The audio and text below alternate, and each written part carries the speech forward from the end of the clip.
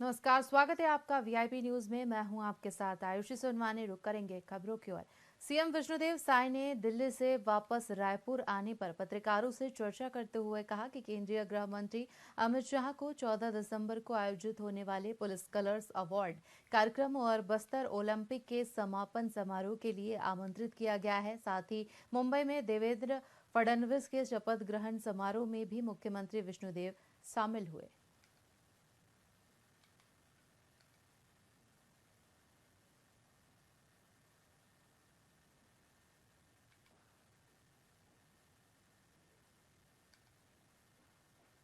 अब माननीय गृह मंत्री जी को तो न्योता देने गए थे, 14 तारीख को आएंगे और एक छत्तीसगढ़ पुलिस के लिए बड़ा गौरव का विषय है कि उनको प्रधानमंत्री पुलिस कलर्स अवार्ड हुआ है। तो उसका एक कार्यक्रम होता है, उसमें माननीय गृह मंत्री जी आएंगे और जो बस्तर ओलंपिक चल रहा है उसका समापन वो करेंगे। और कल हम लोग मुंबई गए थे, वहाँ माननीय श्री देवेंद्र फडणवीस जी मुख्यमंत्री के रूप में तीसरी बार शपथ लिए और श्री अजित पवार और श्री एकनाथ शिंदे जी उप मुख्यमंत्री के रूप में शपथ लिए। तो शपथ ग्रहण समारोह में शामिल होने गए थे। अब माननीय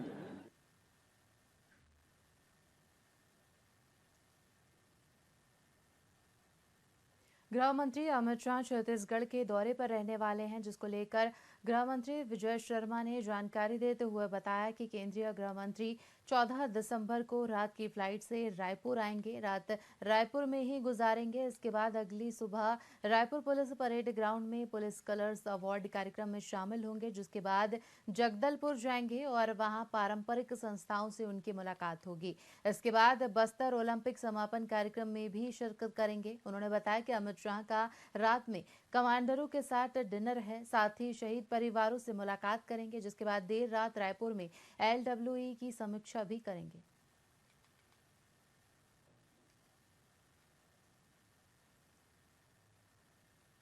माननीय अमित शाह जी 14 तारीख की रात 9 बजे दिल्ली से निकलेंगे। रात्रि विश्राम उनका रायपुर में है। 15 तारीख की सुबह परेड ग्राउंड में, पुलिस परेड ग्राउंड में प्रेसिडेंट्स कलर छत्तीसगढ़ की पुलिस को अवार्ड किया गया है। बहुत सारे काम हैं, नक्सलिज्म पर काम और अन्य कामों के संदर्भ में। ये बहुत बड़ी प्रतिष्ठा की बात होती है पुलिस विभाग के लिए, और वो प्रेसिडेंट अवार्ड का परेड यहाँ पर होगा। उसके बाद वो जगदलपुर जाएंगे। जगदलपुर में उनकी मुलाकात कुछ पारंपरिक जो संस्थाएं हैं बस्तर की, उनसे, कुछ वरिष्ठ जनों से होगी। इस बार बस्तर ओलंपिक के समापन कार्यक्रम में वो भाग लेंगे, जिसमें नक्सल पीड़ित लोग का भी पैरालंपिक है और बस्तर के युवाओं का भी खेल है। उसके बाद रात में उनका एक डिनर है। जितने कमांडर्स हैं जिन्होंने ऑपरेशंस में भाग लिए हैं, वो डिनर उनका है। दूसरे दिन सुबह शहीद जो वाटिका है वहां जाकर के श्रद्धांजलि अर्पित करके शहीद परिवारों से मुलाकात है, और फिर एक कैंप का भ्रमण वो करेंगे। फिर वापस आएंगे और रायपुर में एलडब्ल्यूई की एक समीक्षा बैठक भी होगी। फिर मुझे लगता है कि शाम 4 बजे के आसपास वो रायपुर से प्रस्थान।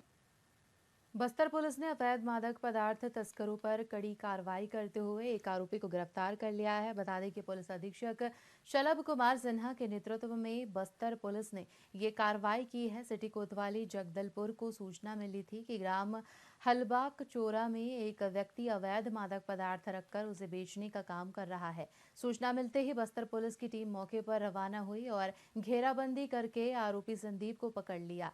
पूछताछ में आरोपी ने उड़ीसा से अवैध मादक पदार्थ लाकर बिक्री करने की बात स्वीकारी है। हमने रेड किया और वहां पर एक आरोपी से, जिसका नाम है सुशांत सिकदार, जो नगर सैनिक है, वहां से हमने करीब 20.5 किलो गांजा जो है वो जब्त किया है।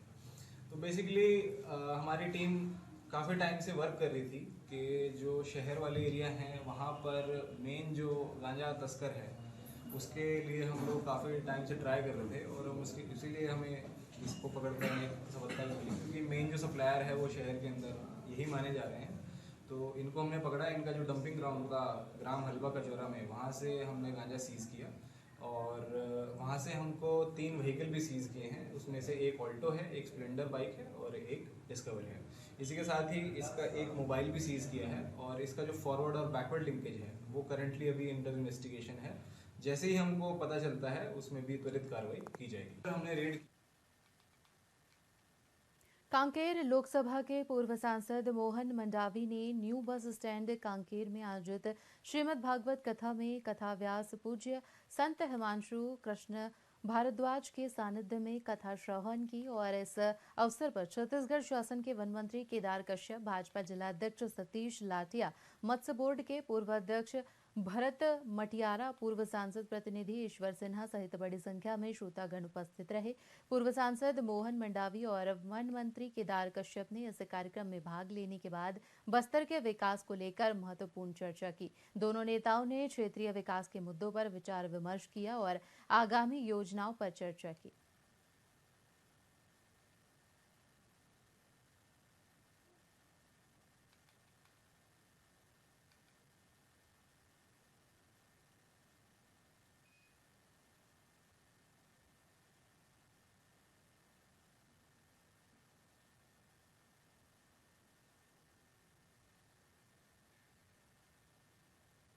कोरबा जिले के अंतर्गत एनटीपीसी के धनरास राखड़ डैम में ग्रामीणों ने काम बंद करा दिया है, जिससे राखड़ डैम स्टोरेज से परिवहन कर रहे लगभग 200 वाहन प्रभावित हुए हैं। लगभग 3 घंटे तक प्रदर्शन जारी रहा। युवा कांग्रेस की अगुवाई में प्रदर्शन किया गया था। ग्रामीणों ने प्रशासन पर सवाल उठाए हैं, कहा कि प्रशासन एनटीपीसी कंपनी को संरक्षण दे रहा है। धूल डस्ट से परेशान ग्रामीणों ने प्रदर्शन करते हुए अपनी मांग रखी है। उन्होंने कहा कि एनटीपीसी प्रबंधक लंबे समय से लोगों के सामाजिक और आर्थिक हितों को लेकर लापरवाही बरत रहा है। प्रभावित क्षेत्र के बेरोजगारों को एनटीपीसी न ही रोजगार दे रहा है और न ही फसलों की बर्बादी पर मुआवजा दे रहा है।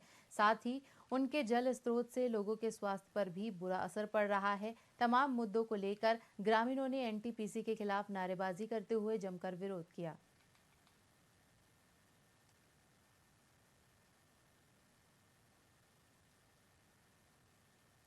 हमारे जो गांव में जो डैम स्थापित हुआ है उसको तो 30 वर्ष हो गया लगभग, और 30 वर्ष में अभी तक हमारे गांव में किसी को न स्वरोजगार दिया गया है, ना किसी को एनटीपीसी के द्वारा कुछ विशेष संरक्षण दिया गया है।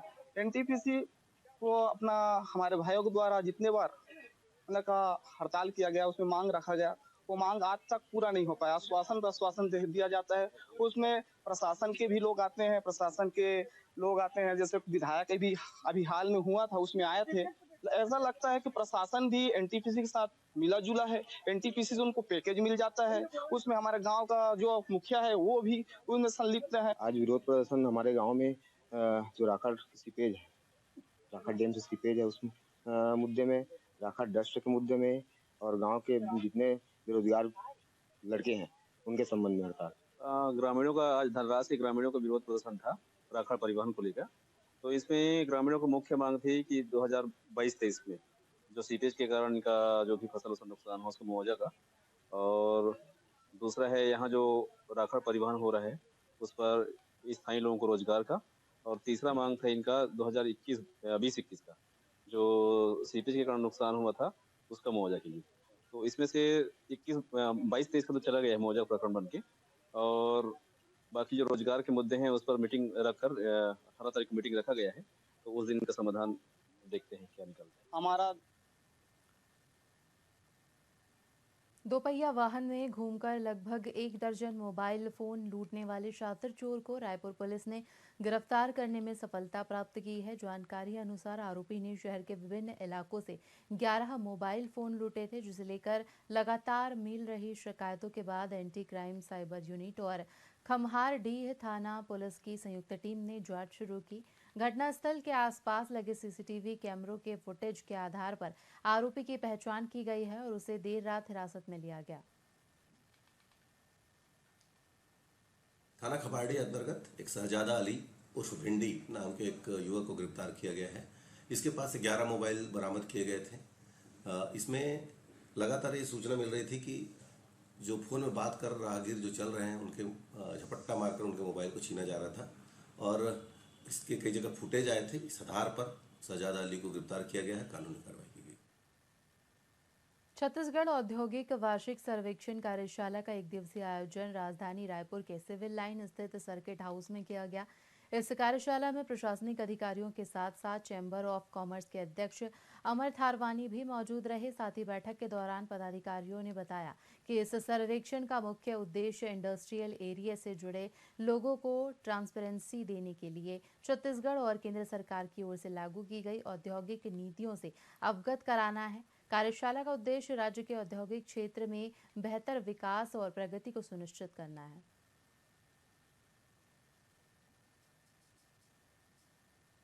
एक बहुत ही अच्छा एक बोलना चाहिए कि देश के लिए एक नोबल कॉज है कि जो ये डेटा है, अगर आप इसको थोड़ा इसके बैकग्राउंड में अगर जाते हैं, जो 2047 जो मोदी साहब का एक विजन है, ये हमारे छत्तीसगढ़ में जो सीएम साहब का 2047 का विजन है, ये जो डेटा नॉर्मली हम एक सबमिट करते हैं जीएसटी में, इनकम टैक्स में या लेबर डिपार्टमेंट में, वो वहाँ से रिलेटेड होता है। इसमें इनका जो डेटा रिक्वायरमेंट होता है थोड़ा बड़ा होता है, ताकि आगे का देश प्लानिंग कैसे कर सकता है या जो भी नीति जिस भी डिपार्टमेंट से बन के आती है उसमें ये सर्वेक्षण बहुत बड़ा एक रोल प्ले करता है। ये एक बहुत ही अच्छा एक बोलना चाहिए कि देश के लिए एक नोबल कॉज है कि जो ये डेटा है, अगर आप इसको थोड़ा इसके बैकग्राउंड में अगर जाते हैं, जो 2047 जो मोदी साहब का एक विजन है, ये हमारे छत्तीसगढ़ में जो सीएम साहब का 2047 का विजन है, ये जो डेटा नॉर्मली हम एक सबमिट करते हैं जीएसटी में, इनकम टैक्स में या लेबर डिपार्टमेंट में, वो वहाँ से रिलेटेड होता है। इसमें इनका जो डेटा रिक्वायरमेंट होता है थोड़ा बड़ा होता है, ताकि आगे का देश प्लानिंग कैसे कर सकता है या जो भी नीति जिस भी डिपार्टमेंट से बन के आती है उसमें ये सर्वेक्षण बहुत बड़ा एक रोल प्ले करता है। ये एक बहुत ही जिला कांकेर में चलाए जा रहे नक्सल उन्मूलन अभियान के तहत सुरक्षा बलों ने नक्सलियों के खिलाफ बड़ी कार्रवाई की है। विगत दिनों कोयली बेड़ा थाना क्षेत्र के अंतर्गत ग्राम कुरकुंज के जंगल में डीआरजी और बीएसएफ की संयुक्त टीम ने नक्सलियों से मुठभेड़ की। सूचना मिलने पर जिला बल डीआरजी और बीएसएफ की 47वीं और 94वीं वाहिनी की संयुक्त पार्टी ने नक्सल गश्त सर्चिंग अभियान के तहत ग्राम ककनार और कुरकुंज, गुमचुर और आसपास के जंगल क्षेत्रों में रवाना हुई थी। साथ ही ग्राम कुरकुंज के जंगल में रावघाट एरिया कमेटी के नक्सलियों ने सुरक्षा बलों पर घात लगाकर अंधाधुंध फायरिंग भी की थी। वहीं जवाबी कार्रवाई में सुरक्षा बलों ने भी फायरिंग की। बता दें कि दोनों ओर से लगभग 20-25 मिनट तक गोलीबारी चलती रही। बढ़ते पुलिस दबाव के कारण नक्सली जंगल और पहाड़ी इलाकों की आड़ में भाग गए।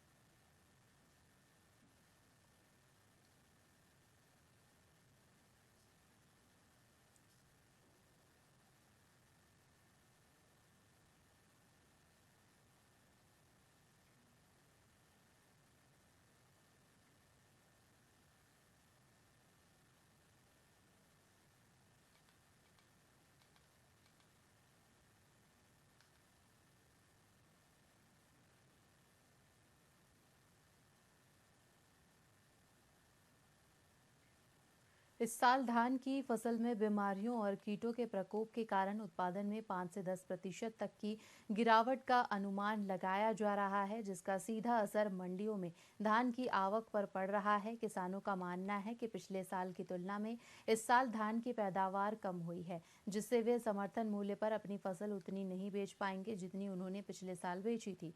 छत्तीसगढ़ में 14 नवंबर से समर्थन मूल्य पर धान खरीदी शुरू हो गई है और इस साल छत्तीसगढ़ सरकार 25,75,804 किसानों से धान खरीदी करेगी। हालांकि पिछले साल की तुलना में किसानों की संख्या में वृद्धि हुई है, लेकिन धान की पैदावार में कमी आई है। कोरबा जिले की बात करें तो यहां कुल 68,172 पंजीकृत किसान हैं, जिनमें से अब तक 2,40,000 क्विंटल धान खरीदी की जा चुकी है।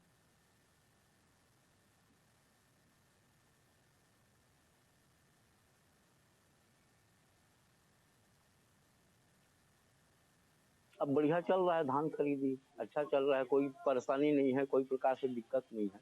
जहाँ पे पब्लिक को जगह मिल जा रहा है वहाँ पे अपना लगा के बोरा उरा भर रहे हैं, तौलाई उलाई करेंगे। उसके बाद में वेट बाकी जाएंगे सब लोग। मोर है तो उधर नहीं जानो मैं, बाकी मोर है पर साले कम हो फसल। और का वजह माना थे बीमारी बीमारी के चलते अभी यहाँ धान खरीदी करे में कोई दिक्कत वगैरह नहीं। हमारे यहाँ धान खरीदी का सुचारू रूप से चल रहा है। 14 नवंबर से शासन जो चालू किया है उसके अनुसार में खरीदी है। हर पड़े का खरीदी हो रहा है और आज का टोकन है 30 किसानों का 1022 कुंटल का टोकन काटा गया है, जिसका तौलाई उलाई अभी चल रहा है। अब बढ़िया चल रहा है धान खरीदी, अच्छा चल रहा है, कोई परेशानी नहीं है, कोई प्रकार से दिक्कत नहीं है। जहाँ पे पब्लिक को जगह मिल जा रहा है वहाँ पे अपना लगा के बोरा उरा भर रहे हैं, तौलाई उलाई करेंगे, उसके बाद में वेट बाकी जाएंगे सब लोग। मोर है तो उधर नहीं जानो मैं, बाकी मोर है पर साले कम हो फसल।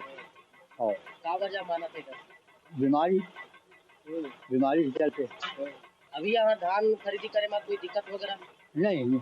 हमारे यहाँ धान खरीदी का सुचारू रूप से चल रहा है। 14 नवंबर से शासन जो चालू किया है उसके अनुसार में खरीदी है। हर पड़े का खरीदी हो रहा है और आज का टोकन है 30 किसानों का 1022 कुंटल का टोकन काटा गया है, जिसका तौलाई उलाई अभी चल रहा है। अब बढ़िया चल रहा है धान खरीदी, अच्छा चल रहा है, कोई परेशानी नहीं है, कोई प्रकार से दिक्कत नहीं है। जहाँ पे पब्लिक को जगह। और खबरों में फिलहाल इतना ही। बने रहिए VIP न्यूज़ के साथ। मुझे दीजिए इजाजत। नमस्कार।